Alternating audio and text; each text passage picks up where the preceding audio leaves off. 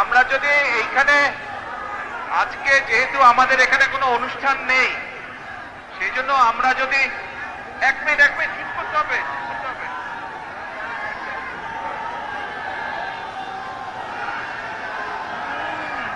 আমরা যদি এখন এই রাস্তাটা বন্ধ করে রাখি তাহলে সাধারণ মানুষের চলাফেরার অসুবিধা হবে। যেহেতু আমাদের আজকে এখানে কোনো কর্মসূচি নেই, সেই জন্য আমরা চেষ্টা করি যত দ্রুত সম্ভব রাস্তাটাকে খুলে দেওয়ার জন্য, যাতে সাধারণ মানুষ চলাফেরা করতে পারে স্বাভাবিকভাবে। ইনশাল্লাহ আপনাদের সাথে কর্মসূচি যখন দিব, ইনশাল্লাহ আপনাদের সামনে তখন বক্তব্য রাখবো। সকলে দোয়া করবেন, ইনশাল্লাহ আমিও দোয়া করি সকলে ভালো থাকেন। আর একটি কথা, আমাদের যার যতটুকু অবস্থান আছে সেখান থেকে আসুন, আমরা আমাদের দেশটাকে নতুন করে গড়ে তোলার চেষ্টা করি। যার পক্ষে যতটুকু সম্ভব আমরা সচেষ্ট হই দেশের জন্য। কোথাও যদি রাস্তায় একটি কাগজ পড়ে থাকে, ময়লা হয়ে থাকে, দরকার হলে সেটাকে আমরা সরিয়ে দিব।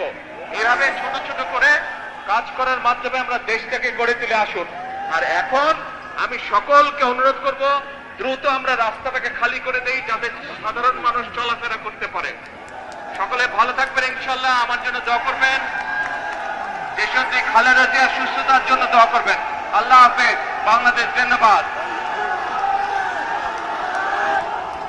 তারেক রহমান